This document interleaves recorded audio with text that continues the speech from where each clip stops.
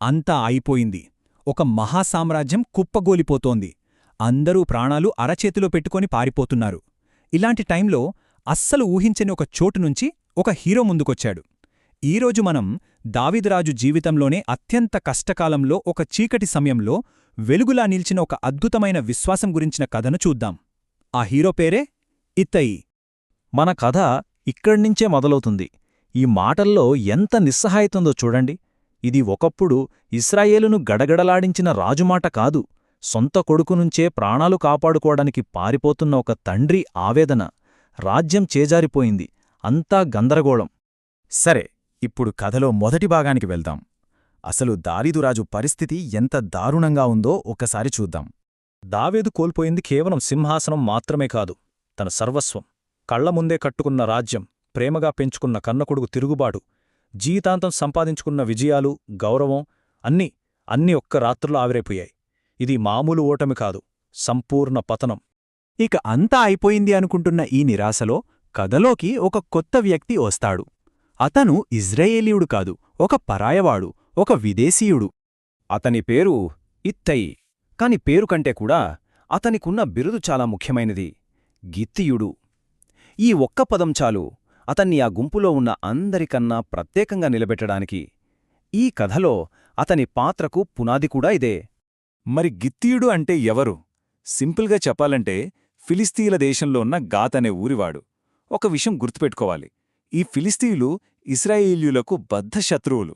So ఇది కేవలం ఒక అడ్రస్ కాదు, ఇదొక హెచ్చరిక లాంటిది.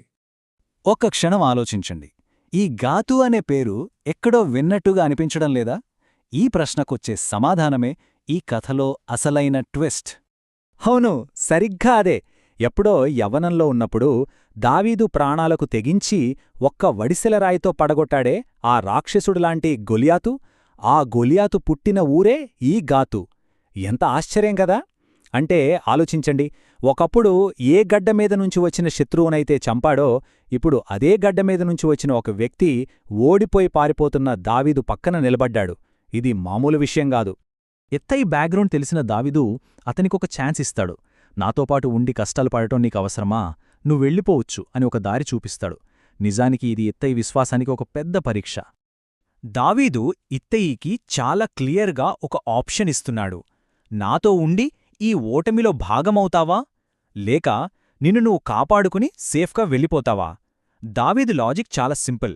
నువ్వు నిన్న మొన్న వచ్చావు, నాకోసం నీ జీవితాన్ని ఎందుకు రిస్క్లో పెట్టుకుంటావు అని.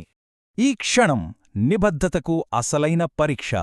చూడండి, అంతా బాగున్నప్పుడు వెంట ఉండేవారు చాలామంది ఉంటారు. కాని అన్నీ కోల్పోయి కష్టాల్లో ఉన్నప్పుడు చేయి పట్టుకుని నిలబడేవాళ్లే నిజమైన వాళ్ళు. నిజమైన నమ్మకమనేది బలవంతంగా రాదు, అది మనసులోనుంచి వచ్చే ఒక నిర్ణయం.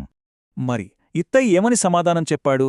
ఇప్పుడు చూడబోయేది ఈ కథకే ఆయువుపట్టు, ఒక ఎమోషనల్ పీక్. ఈ మాటల్లోని పవర్ చూశారా? ఇది కేవలం ఒక సమాధానం కాదు, ఒక ప్రమాణం. రాజా, నువ్వు గెలిచినా ఓడినా, నువ్వు బతికున్నా చనిపోయినా నీతోనే ఉంటాను అని చెప్తున్నాడు. ఇది కండీషన్స్ లేని సంపూర్ణమైన విశ్వాసమంటే ఇదే. సరే, మరి ఇత్తయి తీసుకున్న ఈ ధైర్యమైన నిర్ణయం వల్ల ఏం జరిగిందో చూద్దాం. అతని నమ్మకం ఎలాంటి మార్పుని తీసుకొచ్చిందో ఇప్పుడు పరిశీలిద్దాం. ఇక్కడ చూడండి, ఆ సంఖ్య ఏకంగా 600. ఒక వ్యక్తి తీసుకున్న నిర్ణయం, అతని ధైర్యం ఏకంగా 600 మందికి స్ఫూర్తినిచ్చింది. ఇత్తయి ఒక్కడే రాలేదు, తనతో పాటు తన వాళ్లందరినీ, మొత్తం 600 మంది యోధుల్ని దావీదు వైపు మడిపించాడు. అంటే ఒక్కడి విశ్వాసం ఒక చిన్న సైన్యాన్ని తయారుచేసిందనమాట. ఇది ఒక నమ్మకం యొక్క ప్రయాణం. కష్టకాలంలో తీసుకున్న ఒకే ఒక్క నిర్ణయం చాలామందిని ప్రభావితం చేసింది. ఆ తర్వాత దావీదు మళ్లీ గెలిచినప్పుడు ఇత్తయిని తన సైన్యంలో ఒక పెద్ద కమాండర్గా నియమించాడు. అంటే కష్టకాలంలో చూపిన విశ్వాసానికి దక్కిన గొప్ప బహుమతి ఇది. చివరిగా చూస్తే ఈ ఒక్క సంక్షోభం 3 రకాల మనుషుల్ని మనకు చూపించింది. మొదటి రకం అబ్షాలోం లాంటివాళ్లు, పవర్ ఎక్కడుంటే వాళ్ళక్కడుంటారు. ఇక రెండో రకం, ఎవరు గెలుస్తారో చూసి అప్పుడు వాళ్ల పక్కన వెళ్దాం అని న్యూట్రల్గా ఉండిపోయినవాళ్లు. కాని మూడో రకం ఇత్తయి లాంటివాళ్లు, ఫలితం ఏదైనా సరే తాము నమ్మిన వాళ్ల వెంటే ఉంటారు. ఇత్తయి కదా అసలైన నిబద్ధత అంటే ఏంటో మనందరికీ గుర్తుచేస్తుంది.